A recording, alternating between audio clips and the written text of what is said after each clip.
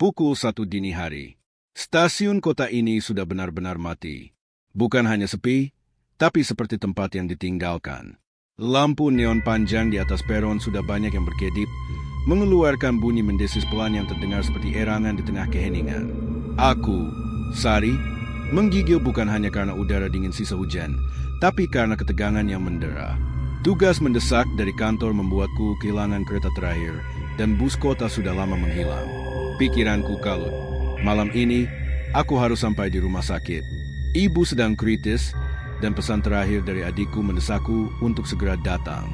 Kepanikan itu terasa seperti lumpur dingin yang menjerat kakiku.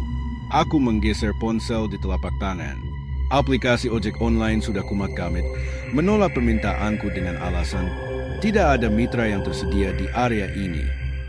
Sepertinya, tidak ada satupun pengemudi yang mau mendekati area sepi dan terpencil ini setelah jam kerja mereka berakhir.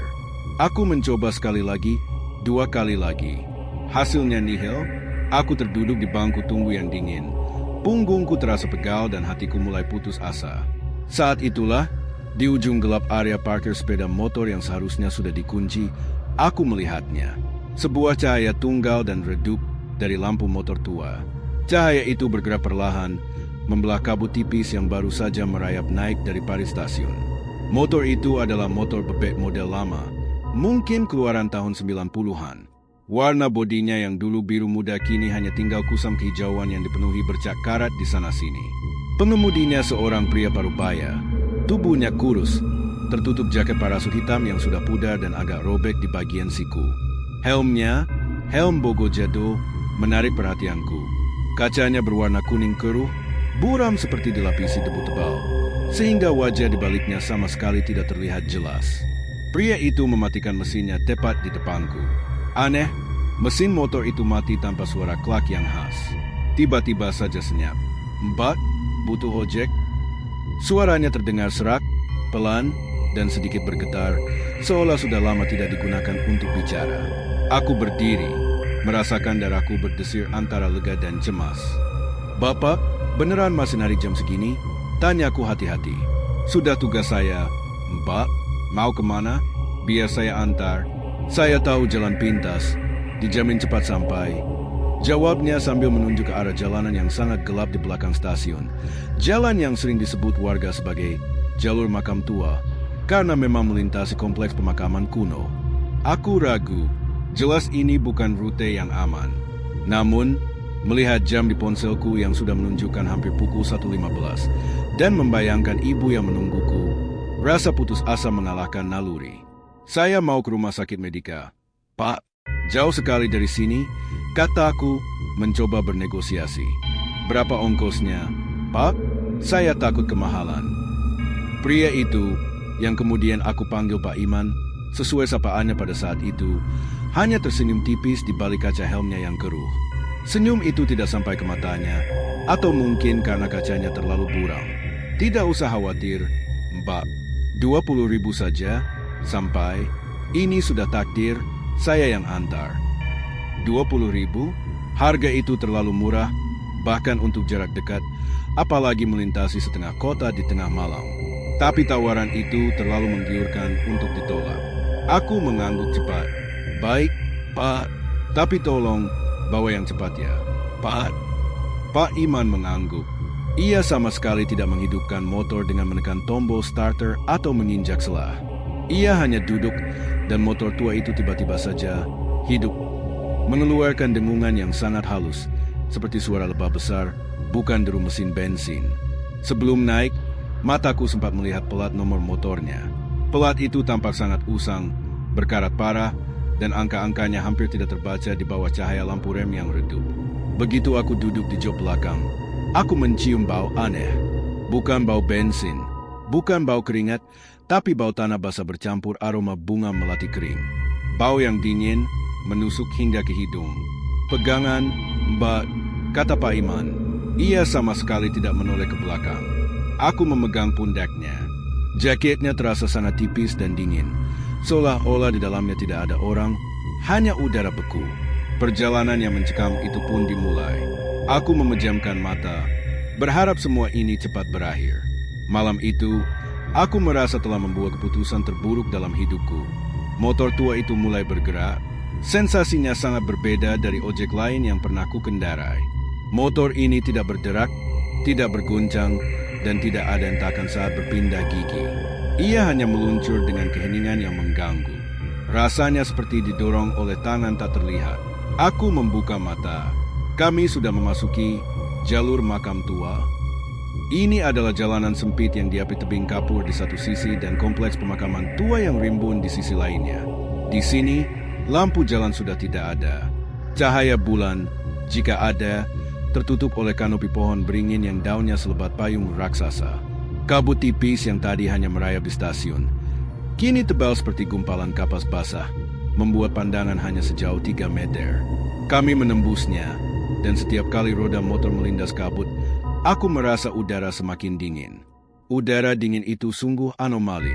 Sudah kukenakan jaket tebal yang kubawa. Aku mencoba menggosokkan telapak tangan. Dinginnya bukan seperti dinginnya angin malam biasa, melainkan dingin yang masuk dan menggerogoti hingga ke tulang sumsum. Anehnya, napasku tidak mengepul menjadi uap di udara dingin itu. Sama sekali tidak ada uap. Aku mencoba memecah keheningan yang semakin menekan. Jalannya sepi sekali ya. Pak, Bapak sering lewat sini? Pak Iman tidak langsung menjawab. Beberapa detik berlalu, hanya ada suara dengungan motor yang lembut. Kemudian, dengan suara yang sama seraknya, ia bergumam, jalan sunyi lebih cepat. Tapi ini kan agak ngeri. Pak, banyak pohon besar, kataku lagi, berusaha terdengar santai. Semua jalan sama saja, Mbak. Yang membedakan hanya siapa yang berjalan, jawabnya. Kali ini suaranya terdengar lebih tegas, tetapi nadanya datar, tanpa emosi. Kata-kata itu, di tengah hutan yang gelap, membuat bulu kuduku meremang. Aku mengalihkan pandangan ke samping. Kami melewati pintu gerbang pemakaman kuno. Di balik gerbang besi berkarat itu, puluhan batu nisan berbaris rapi dan samar-samar. Salah satu nisan tampak memantulkan cahaya redup dari motor kami, dan sesaat aku merasa melihat sosok putih tinggi berdiri di antara pohon Kamboja. Aku segera menunduk, menggumamkan doa dalam hati. Keterpaksaan membuatku harus memperhatikan jalan. Aku menoleh ke belakang, memastikan kami tidak diikuti. Di belakang kami, kabut segera menutup jalan, seolah-olah kami baru saja keluar dari dinding tembus pandang. Perhatianku kini tertuju pada spion samping motor. Spion itu kecil dan berlumut. Aku melihat pantulan Pak Iman di sana. Helm bogo kuning keruh, jaket hitam usang. Namun, ketika aku menajamkan pandangan, ingin melihat bentuk lehernya di balik helm, aku melihat sesuatu yang lebih mengganggu. Di jaketnya, tepat di antara kedua pundaknya, ada bercak hitam pekat yang tampak seperti noda darah kering yang sudah memudar. Aku mencoba meyakinkan diriku bahwa itu hanya oli atau lumpur. Namun, saat kami melewati sebuah belokan tajam, cahaya lampu motor sesaat menyinari bagian helm Pak Iman. Untuk sepersekian detik, aku berani mencondongkan badan ke depan, berusaha mengintip wajahnya di balik kaca helm. Yang aku lihat bukan wajah yang takut atau tegang saat berkendara di jalan berbahaya. Yang aku lihat hanyalah kegelapan. Kacanya yang buram seharusnya masih memantulkan sedikit cahaya dari luar, tetapi di sana, tepat di wajahnya, aku hanya melihat bayangan yang sangat pekat, seolah wajah itu telah sepenuhnya menyatu dengan kegelapan helmnya. Dan yang paling membuatku tertekan, saat motor ini melaju, spion kecil itu berguncang. Di saat-saat guncangan, aku bisa melihat melewati helmnya, bukan wajah Pak Iman, tapi pantulan jalan yang berkabut di belakang kami. Bayangan samar dan refleksi wajah Pak Iman yang tertutup helm gelap kini berubah menjadi kengerian yang membeku. Helm itu terlihat kosong, seperti sebuah cangkang yang dikendarai oleh motor itu sendiri. Aku menarik tanganku dari pundaknya, menggenggam erat ujung jok motor. Perutku mual, dan kepanikan yang sesungguhnya baru saja dimulai. Aku tidak berani bergerak. Aku hanya bisa menunggu, membiarkan motor tua itu meluncur, membawaku semakin jauh ke dalam kabut dan malam, diantar oleh sosok yang aku yakin bukanlah manusia biasa. Aku hanya bisa berharap jalan pintas ini benar-benar akan membawaku pulang, dan bukan ke tempat peristirahatan terakhir. Tiba-tiba, motor itu melambat. Cahaya lampu dari perumahan sudah terlihat di depan. Kami telah keluar dari jalur makam tua. Punggungku basah oleh keringat dingin. Aku sudah di batas antara sadar dan pingsan. Perjalanan teror ini akhirnya mendekati akhir. Motor Pak Iman berhenti total di depan gerbang rumah sakit Medika. Lampu neon rumah sakit yang terang benderang terasa seperti karunia setelah kegelapan mencekam yang kualami. Aku segera turun dari motor, merasa kakiku lemas dan jantungku berdebar tidak karuan. "Terima kasih banyak, Pak.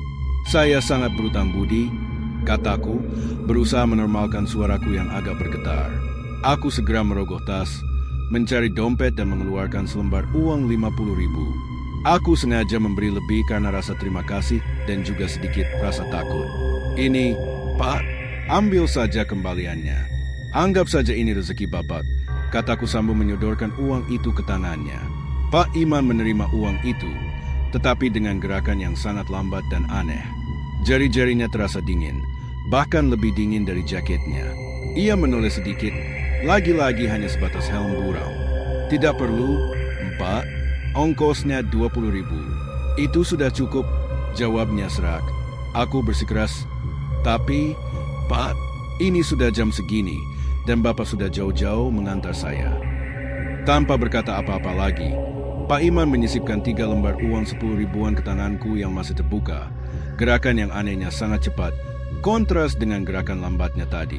Motor itu kemudian mendengung lagi, dan tanpa menekan tombol starter, motor itu tiba-tiba melesat pergi. "Pak Iman," aku teriak. Aku hendak mengatakan padanya untuk berhati-hati di jalan pulang. Motor itu tidak berbelok ke jalan raya utama, melainkan menyeberang ke gang sempit di seberang rumah sakit. Dalam hitungan detik, ia menghilang, seperti ditelan oleh bayangan bangunan tinggi. Tidak ada suara knalpot yang memecah keheningan, hanya keheningan yang tersisa setelah ia pergi. Aku berdiri mematung di pinggir jalan, memegang uang kembalian yang kusut. Aku merasa sedikit lega karena sudah tiba, tetapi rasa takut masih mendominasi. Aku menarik napas dalam-dalam, mencoba menenangkan diri sebelum bergegas masuk ke dalam rumah sakit. Saat aku mengangkat tangan, hendak menyeka dahi, aku merasakan sesuatu yang hilang. "Syalku," gumamku. Syal rajutan warna merah marun, pemberian ibu saat aku ulang tahun. Syal yang selalu kupakai saat dingin, hilang. Aku ingat betul, syal itu tadi terlepas dari leherku saat motor melaju kencang di tengah kabut. Aku yakin sekali syal itu tersangkut di jok belakang motor Pak Iman. Rasa dingin yang aneh tadi, bau melati yang tajam, aku harus mengambil syal itu kembali. Itu barang berharga. Aku berlari ke arah gang tempat motor itu menghilang. Hanya ada sekitar 10 meter jarak yang memisahkan. Itu terlalu cepat bagi motor biasa untuk menghilang tanpa suara. Ketika aku sampai di gang itu, yang ada hanyalah kegelapan yang pekat dan dinding batu bata yang lembab. Tidak ada motor, tidak ada suara, bahkan tidak ada jejak ban motor tua yang berkarat itu di tanah berpasir. Motor itu benar-benar lenyap. Aku membalikkan badan, frustrasi. Aku berjalan kembali ke gerbang rumah sakit, mataku menyapu sepanjang jalan, berharap Pak Iman hanya bersembunyi atau berhenti sebentar. Nihil, saat itulah perhatianku jatuh ke jok motor di mana aku duduk tadi. Di aspal, tepat di tempat motor itu berhenti, ada sesuatu yang berkilauan. Itu bukan syalku. Aku berjongkok, mengambilnya. Itu adalah secari kertas kecil yang digulung sangat rapat, seperti kertas rokok. Kertas itu sudah menguning dan rapuh di ujungnya. Aku membuka lipatannya dengan hati-hati. Di dalamnya, tertulis dengan tinta hitam yang pudar, hanya ada 2 baris tulisan tangan yang miring. IM Jalan Melati Kuno, nomor 5. Hanya itu, tidak ada nama lengkap, tidak ada nomor telepon. Alamat Jalan Melati Kuno adalah nama samar-samar yang digunakan warga lokal untuk merujuk pada area di dekat pemakaman tua yang baru saja kami lewati. Tempat di mana bunga melati banyak tumbuh di sekitar kuburan. Jantungku berdebar lebih kencang. Jika Pak Iman tidak ingin aku menghubunginya, mengapa ia meninggalkan alamat? Mengapa ia meninggalkan inisial? Aku menyimpan kertas itu di saku jaketku. Saat ini, yang terpenting adalah ibu. Aku memaksa diri untuk masuk ke dalam rumah sakit, menemui adikku, dan menerima kabar bahwa ibu sudah stabil, tetapi masih harus dirawat intensif. Malam itu, aku tidak bisa tidur di ruang tunggu rumah sakit. Setiap kali aku memejamkan mata, Aku kembali mencium aroma melati kering dan merasakan dinginnya jaket Pak Iman. Di tanganku, uang kembalian itu terasa dingin, seolah baru saja dikeluarkan dari dalam tanah. Kepanikan karena ibu perlahan digantikan oleh rasa takut yang dingin dan pertanyaan yang tak terjawab. Siapa sebenarnya Pak Iman? Dan mengapa ia meninggalkan petunjuk yang begitu samar di tengah malam itu? Aku menghabiskan sisa malam dan sebagian besar hari berikutnya di rumah sakit, menunggu kabar baik tentang kondisi ibu. Ketika ibu sudah menunjukkan perbaikan yang signifikan dan aku merasa sedikit tenang, pikiran tentang Pak Iman, motor tuanya, dan syak sayanganku yang hilang kembali mendominasi. Rasa penasaran itu terlalu besar untuk kuabaikan. Aku pamit sebentar pada adikku, mengatakan aku harus kembali ke stasiun untuk mengambil beberapa barang yang tertinggal. Tentu saja, itu bohong. Aku harus kembali ke stasiun itu. Aku harus mencari tahu siapa IM ini. Sekitar pukul 4 sore, aku tiba kembali di stasiun. Suasana jauh berbeda. Ribuan orang berlalu lalang, penjual makanan berteriak menawarkan dagangan, dan udara dipenuhi bau asap kendaraan. Area parkir motor yang semalam gelap dan sepi, kini penuh sesak dan ramai. Aku berjalan ke pintu masuk stasiun dan berhenti di sebuah warung kopi kecil yang selalu ramai, tepat di seberang pos keamanan. Pemiliknya seorang ibu-ibu parubaya yang ramah dan ceria, sering dipanggil Bu Mina. Ia sudah puluhan tahun berjualan di sana. Aku memutuskan untuk bertanya padanya. Aku memesan teh hangat, berharap suaranya yang ramah bisa sedikit meredakan keteganganku. Bu Mina, mau tanya sedikit, boleh? Kataku, mencoba memulai pembicaraan santai. Oh, boleh, Mbak. Mau tanya apa? Soal jadwal kereta atau mau cari penginapan? Tanya Bu Mina sambil menyajikan teh. Bukan, Bu. Saya mau tanya soal ojek pangkalan di sini. Tadi malam, sekitar pukul 1, saya diantar pulang sama seorang tukang ojek. Motornya motor bebek tua warna biru kusam, jaketnya hitam robek-robek, helmnya bogo kuning yang buram sekali. Badannya kurus. Aku menjelaskan ciri-ciri Pak Iman sejelas mungkin. Wajah Bu Mina yang tadinya ceria, perlahan menegang. Senyumnya menghilang, digantikan oleh kerutan dahi yang dalam. Ia berhenti mengelap meja. Mbak, yakin diantar ojek tadi malam? Tanyanya, suaranya kini terdengar serius dan berbisik. Yakin, Bu. Dia bilang namanya Pak Iman. Dia mengantar saya lewat jalur makam tua, kataku, menyebutkan rute itu untuk menguatkan ceritaku. Mendengar nama, Pak Iman, dan jalur makam tua, Bu Mina langsung menjatuhkan lap yang dipegangnya ke lantai. Ia segera menarikku mendekat, menjauh dari keramaian di depan warungnya. Astagfirullahaladzim, Mbak. Mbak itu diantar sama arwah. Bisiknya, matanya membelalak ketakutan. Jantungku langsung mencelos. Kengerian yang kurasakan di atas motor itu kini terkonfirmasi. Aku berusaha menahan diri agar tidak pingsan. Arwah? Bu? Maksudnya? Tanyaku dengan suara hampir hilang. Bu Mina menghela napas panjang. Itu cerita lama, Mbak. Tapi semua tukang ojek dan orang sekitar sini tahu. Dulu, memang ada tukang ojek di sini namanya Iman Mulyadi. Orangnya baik, motornya ya persis yang Mbak sebutkan itu. Motor bebek biru kusam. Jaketnya juga selalu jaket hitam itu. Ia melanjutkan ceritanya. Suaranya tetap rendah, penuh rasa takut. Iman Mulyadi itu meninggal 5 tahun lalu, Mbak. Dia kecelakaan tunggal tepat di tikungan dekat kuburan di jalur makam tua itu. Dia tergelincir, kepalanya terbentur keras. Meninggal di tempat. Helmnya, ya helm bogo kuning kru itu. Seluruh tubuhku membeku. Rasa dingin yang kurasakan semalam, bau melati, motor yang senyap, tatapan gelap di balik helm, semuanya masuk akal. Aku benar-benar diantar oleh orang mati. Bagaimana saya bisa yakin, Bu? Aku bertanya, mencoba mencari sisa-sisa rasionalitas. Bu Mina mengangguk, mengerti keraguanku. Tunggu sebentar, Mbak. Ia berjalan ke balik meja kasir yang penuh debu dan mengeluarkan sebuah album foto kecil yang sudah usang dari laci. Ia membolak-balik halamannya hingga menemukan foto yang ia cari. Ini, Mbak. Coba Mbak lihat, katanya sambil menyodorkan foto berukuran pas foto. Itu adalah foto hitam putih, mungkin diambil belasan tahun lalu. Di dalamnya, seorang pria muda tersenyum tipis, mengenakan jaket parasut hitam yang sama persis dengan yang kupakai semalam. Matanya terlihat lelah, tetapi senyumnya tulus. Wajahnya kurus, sama seperti yang kulihat sekilas dari pantulan buram helm. Di bawah foto itu, tertulis inisial tangan yang samar-samar, IM. Seketika, perutku terasa diaduk. Inisial yang kulihat di kertas rapuh semalam, kini muncul di hadapanku sebagai bukti yang mengerikan. Aku kembali teringat pada uang kembalian yang kuterima. Uang itu terasa seperti uang duka. Sejak dia meninggal, motornya juga hilang. Mbak, tidak ada yang tahu kemana motornya. Tapi setiap malam, terutama kalau ada orang yang kepet butuh ojek di stasiun sepi ini, katanya dia sering muncul. Bumina berbisik, memejamkan mata seolah takut dengan cerita yang ia sampaikan sendiri. Aku menarik napas dalam-dalam, berusaha menenangkan diri. Syal kesayanganku, syal pemberian ibu, tertinggal di jok motornya. Sekarang aku tahu, syal itu tidak tertinggal di motor, melainkan di dunia arwah. Dan aku harus mengambilnya.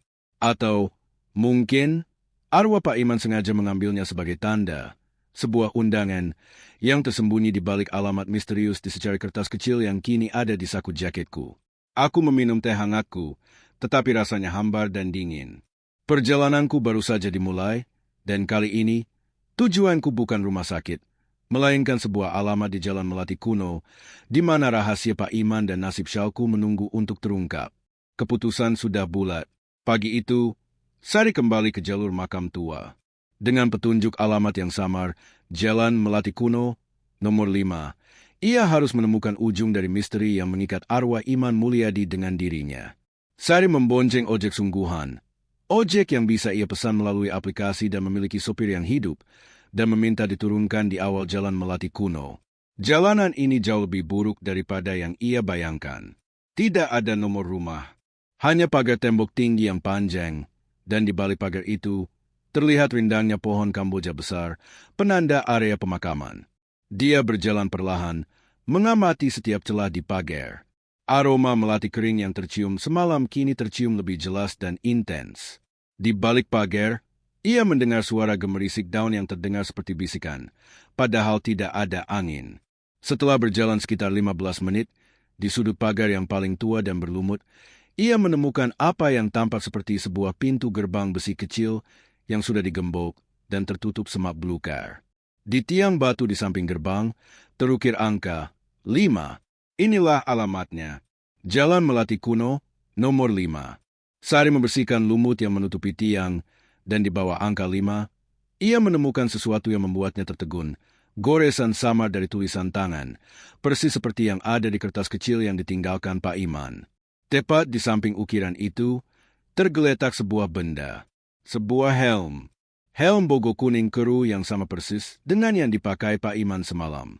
Helm itu tampak sangat kotor, berdebu, dan retak di bagian belakang. Sari mengambilnya dengan tangan gemetar. Ia membawanya ke tempat yang lebih terang, memutar-mutarnya. Di bagian belakang helm, ia menemukan 2 goresan yang lebih jelas, dibuat dengan ujung benda tajam, IM. Benda fisik yang dipakai oleh arwah itu kini ada di tangannya. Helm itu terasa dingin, namun di bagian dalamnya ada jejak bau tanah dan melati yang sangat kuat. Sari yakin, syalnya ada di balik gerbang ini. Malam harinya, teror itu dimulai. Sari kembali ke rumahnya setelah memastikan kondisi ibu.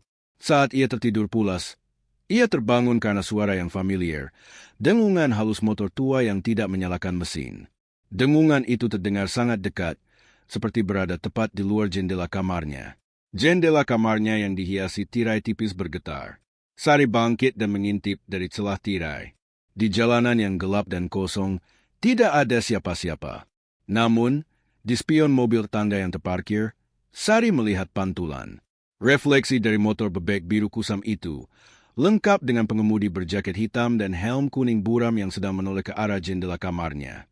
Sari mundur terkesiap, jantungnya berpacu kencang.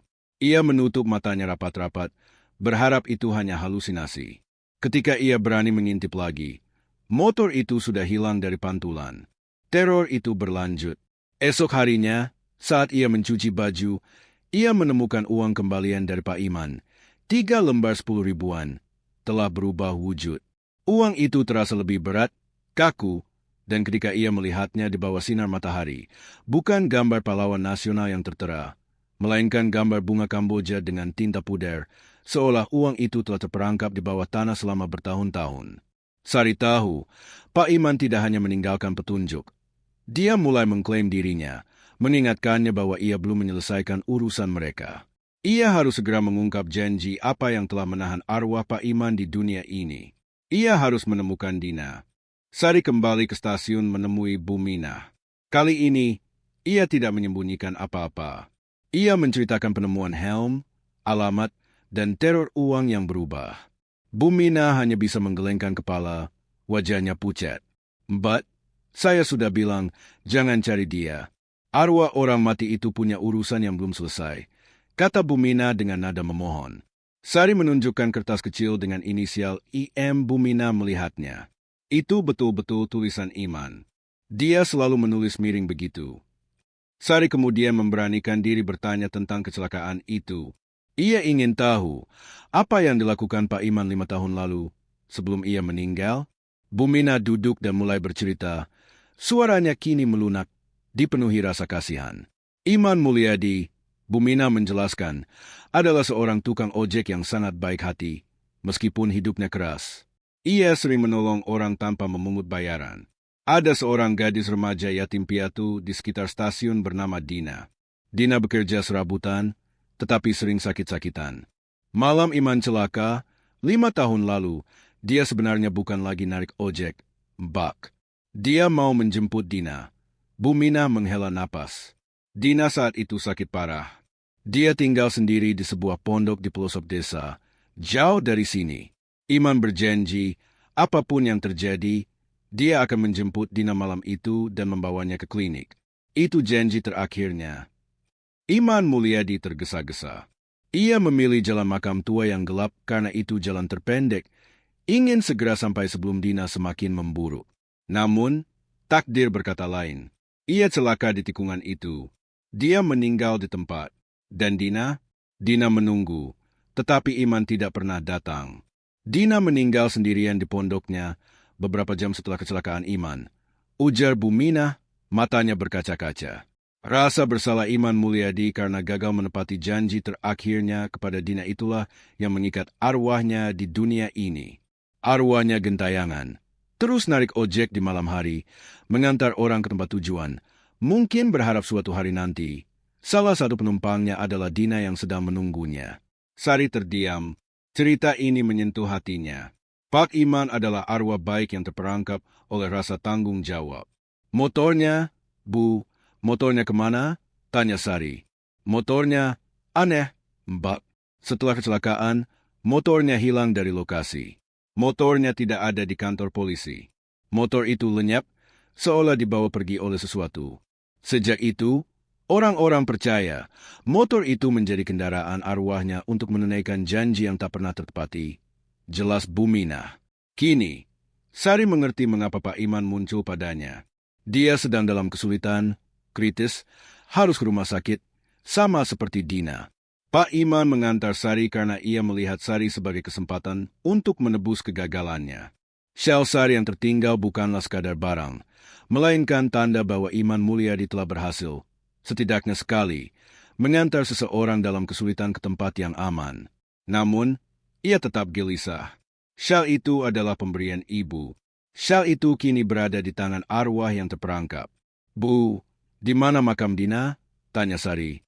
Bumina terkejut. Makamnya? Itu jauh, Mbak. Di samping pondoknya yang kini sudah kosong dan menjadi hutan kecil. Kenapa Mbak mau tahu? Saya harus ke sana, Bu. Kata Sari dengan tekad bulat, tangannya menggenggam kertas IM di saku jaketnya. Saya harus membantu Pak Iman menuntaskan janjinya. Saya harus mengembalikan kedamaian arwahnya, dan saya harus mengambil syal saya kembali. Sari memutuskan, ia harus mengunjungi pondok dan makam Dina. Ia harus menepati janji Iman Mulyadi yang gagal ia tunaikan 5 tahun lalu. Hanya dengan begitu, teror dingin yang menghantuinya akan berakhir. Perjalanan menuju pondok Dina bukanlah perjalanan biasa.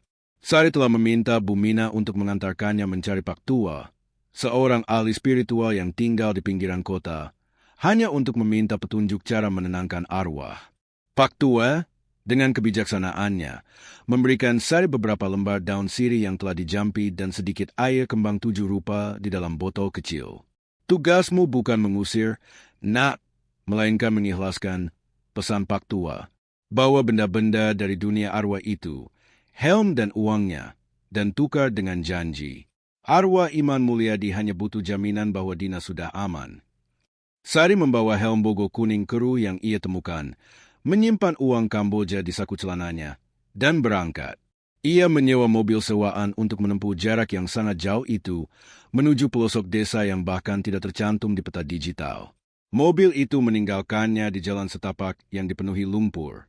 Jam menunjukkan pukul 5 sore, tetapi hutan sudah terasa gelap, seolah malam datang lebih cepat di tempat itu. Sari berjalan sendirian. Ia tahu ia tidak boleh takut. Rasa kasihan dan tekad harus lebih besar daripada rasa takutnya. Akhirnya, ia menemukan pondok Dina. Bangunan itu hanya berupa puing-puing kayu lapuk yang hampir roboh, diselimuti tanaman merambat dan lumut hijau tebal. Pondok itu tidak mengeluarkan bau busuk, melainkan bau yang sangat khas. Bau lembab yang dingin bercampur aroma melati yang menusuk hidung, persis seperti bau motor Pak Iman. Tepat di samping pondok itu, di bawah pohon beringin yang akarnya menjulang besar, ada gundukan tanah kecil yang ditandai dengan batu kali biasa. Di atas batu itu tertulis nama, Dina. Makam itu tampak begitu sunyi, begitu terlupakan, seolah tidak pernah ada yang mengunjunginya selama 5 tahun. Sari berjongkok di samping makam, gemetar bukan karena dingin, tapi karena kehadiran yang ia rasakan. Udara di sekitarnya terasa lebih berat, seolah udara itu dipenuhi dengan kesedihan yang tak terucap. Sari menutup mata, menarik napas, dan membuka botol air kembang yang diberikan Pak Tua. Ia memercikkan air itu perlahan ke atas makam Dina, lalu ke pondok yang hancur, dan akhirnya ke dirinya sendiri. Ia mengeluarkan daun sirih dan menaruhnya di atas tanah. Iman Mulyadi, bisik Sari, suaranya bergetar. Aku tahu kau ada di sini. Aku tahu kau melihatku. Hening. Namun, tiba-tiba, dari jendela pondok yang gelap, sebuah benda kecil terlepas dan jatuh ke tanah. Itu adalah sel rajutan merah marun milik Sari. Sel itu tampak dingin, penuh debu tanah, dan mengeluarkan aroma melati yang memabukkan. Sari mengambilnya, hatinya teremas. Syal ini adalah bukti nyata pertemuannya. Sari meletakkan syal itu tepat di samping batu nisan Dina. Kemudian, ia mengambil helm bogo kuning keruh itu, helm yang telah mengantarnya dengan aman melalui malam tergelapnya, dan meletakkannya di sisi lain makam, seperti persembahan terakhir. Dina, Sari memulai, suaranya kini lebih tegas, meniru nada bicara seorang pembawa pesan. Aku adalah orang yang diantar Iman. Dia tidak pernah melupakanmu. Dia ingin sekali menepati janji itu. Dia ingin membawamu pergi ke tempat yang aman. Sari mengeluarkan uang Kamboja dari sakunya, 3 lembar uang yang kini terasa seperti potongan tanah kaku. Ia meletakkannya di atas sel. Dia sudah membayar ongkosnya. Dina, ongkos untuk mengantarkanmu ke tempat peristirahatan terakhir yang damai. Aku, Sari, yang melunasi janji ini untuknya. Sari menunduk dalam-dalam. Iman Mulyadi, terima kasih sudah mengantarku dengan selamat. Sekarang, lepaskan dirimu. Tugasku sudah selesai. Tugasku sudah selesai. Tugasku sudah selesai. Saat kata-kata terakhir itu terucap, sebuah angin dingin yang sangat kencang menyapu tempat itu. Bukan angin badai, tapi angin yang membawa beban emosi yang luar biasa. Daun-daun di pohon beringin bergemuruh, dan di sela-sela gemuruh itu, Sari bersumpah ia mendengar 2 suara samar, 1 suara serak dan lega, dan 1 suara lembut seperti seorang gadis yang sakit.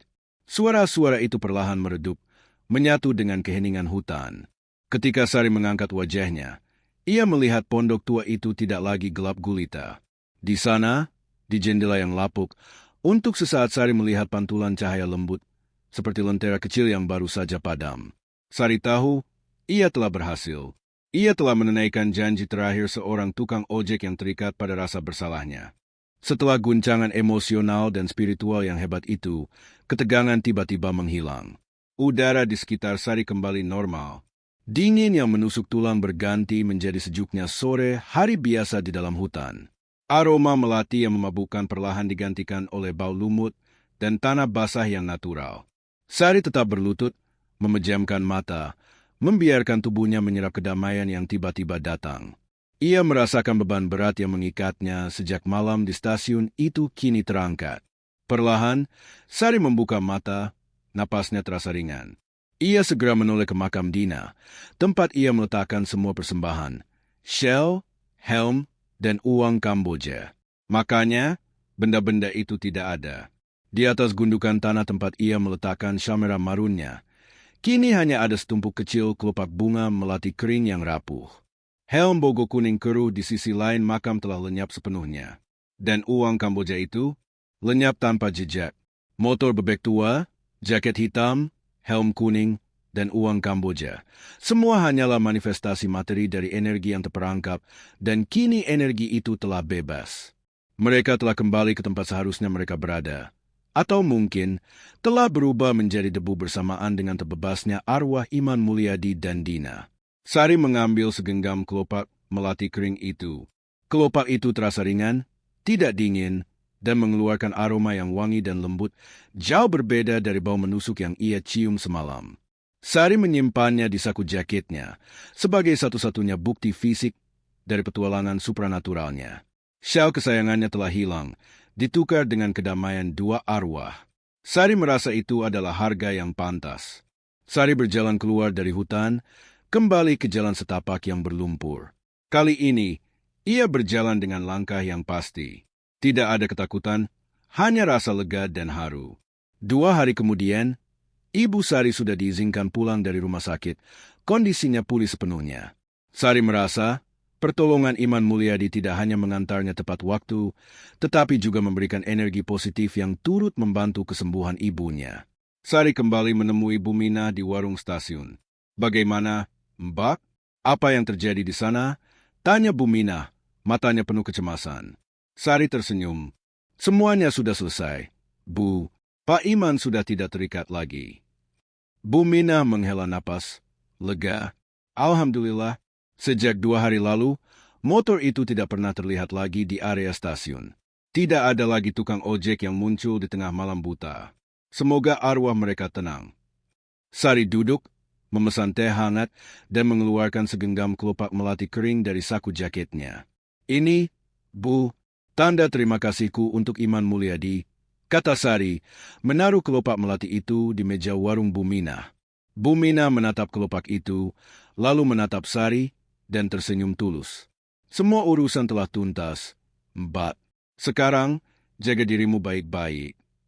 Sari tidak pernah lagi melewati jalur makam tua, dan ia tidak pernah lagi membutuhkan ojek pangkalan pada pukul 1 dini hari. Namun, setiap kali ia merasa terdesak, setiap kali ia merasa putus asa, ia akan merogoh saku jaketnya dan merasakan keharuman lembut dari kelopak melati kering. Itu adalah pengingat akan kebaikan seorang tukang ojek yang terperangkap oleh janjinya. Pengingat bahwa ada hal-hal di dunia ini yang tidak dapat dilihat mata, yang bergerak dalam keheningan motor tua, dan yang menanti untuk dituntaskan. Meskipun syalnya hilang, ia mendapatkan pemahaman. Pertolongan yang ia terima malam itu adalah bentuk penebusan, sebuah pengiriman terakhir dari arwah baik yang akhirnya menemukan jalan pulang. Tamat.